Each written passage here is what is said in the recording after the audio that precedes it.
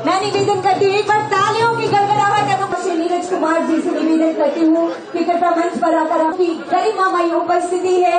एक बार दोनों हाथ ऊपर करके जोरदार तालियां बजा दीजिए और जन्म लेकर हम सभी गौरव का अनुभव कर रहे हैं। आपके अतिथि, आपकी उपस्थिति, आपने हमारा आमंत्रण, आभार और ये स्वागत, ये परंपरागत पगड़ी का ये निवेदन, ये माननीय राज्यपाल महोदय का स्वागत, ये अंग वस्त्र, तालियां अनुबंधित होती रहनी चाहिए आप सबकी तरफ से। और ये स्मृति चिन्ह। मेरा अगला निवेदन स्वदेशी वो भावना है जो आत्मनिर्भरता का है। अतिथि गणों की गरिमामयी उपस्थिति से मेला और आज से 1 साल पहले माननीय मंत्री संजय सेठ जी के द्वारा आज इस सभागार में सांस्कृतिक और स्वदेशी मेला का आयोजन कराया गया है और निश्चित रूप से हमारे देश में अनेक विविधताएं हैं।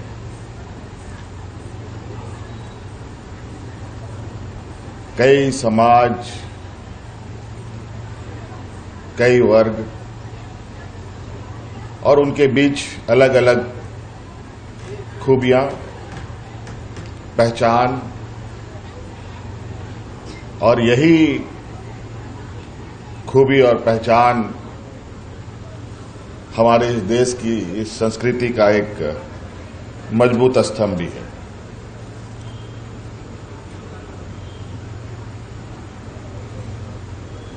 स्वदेशी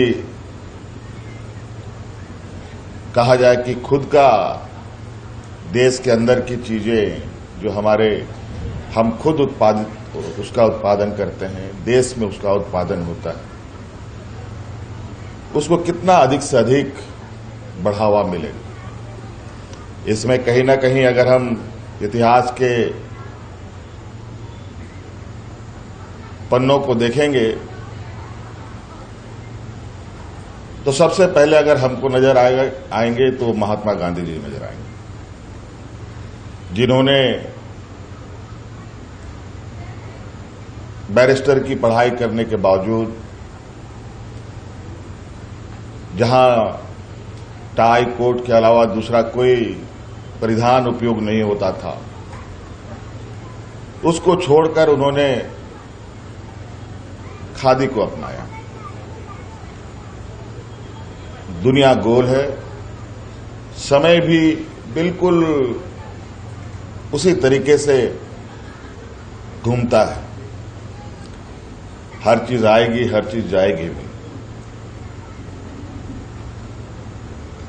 और आज अलग अलग खबरों के माध्यम से अलग अलग जगहों पर आज स्वदेशी चीजों को बहुत मजबूती के साथ देखा जा रहा है। आज सिर्फ झारखंड नहीं, इस आर्डे हाउस में नहीं, विभिन्न खबरों में हम ये देखते हैं, महानगरों में भी, छोटे शहरों में भी ऐसे स्वदेशी को प्रमोट करने के लिए लगातार प्रयास है। बहुत सारी बातें, और आज के इस कार्यक्रम का उद्देश्य हमारे पूर्व वक्ताओं ने बताया, इसमें बहुत ज्यादा इसको बात करने की आवश्यकता नहीं है। इस पर हमें काम करने की आवश्यकता है। झारखंड जिस तरीके से हमारे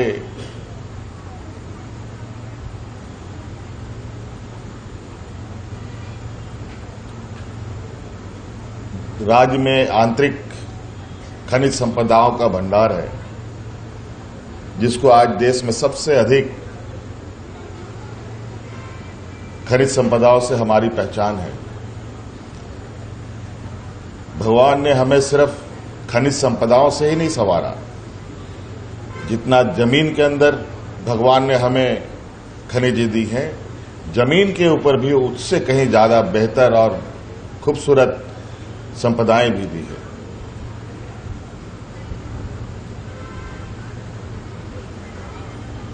और कम से कम झारखंड के परिप्रेक्ष्य में हम तो ये कहना चाहेंगे कि जिस तरीके से हमारे पूर्वजों ने रहना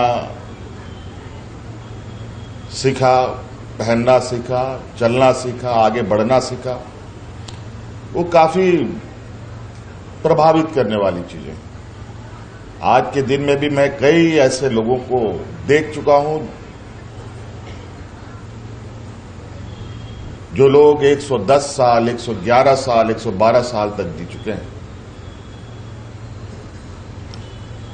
लेकिन आज के इस अफरा तफरी की दुनिया में आदमी 100 साल जी जाए, ये बहुत बड़ी बात है। ऐसा क्यों?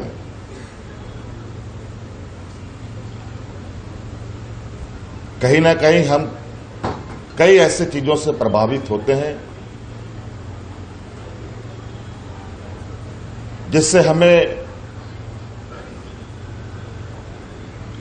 हमारी हर चीजों को नुकसान पहुंचाता है,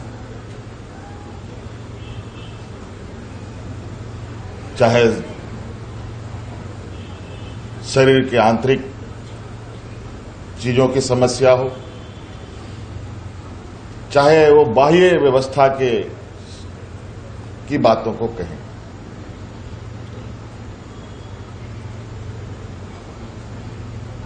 कई सारे यहां बड़े संख्या में स्टॉल लगे हैं, लगभग उन सभी स्टॉलों के जितने भी बच्चे हैं उनको कहीं ना कहीं मैं किसी रूप से मैं उनसे जुड़ा भी हूं।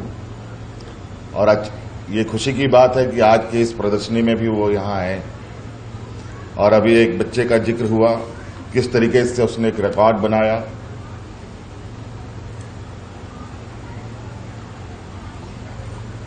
उसी तरीके से आपने अभी एक और बड़ी खबर सुनी होगी, देश में सबसे 12वीं क्लास में अव्वल आने वाला एक छात्रा हमारे झारखंड से ही है,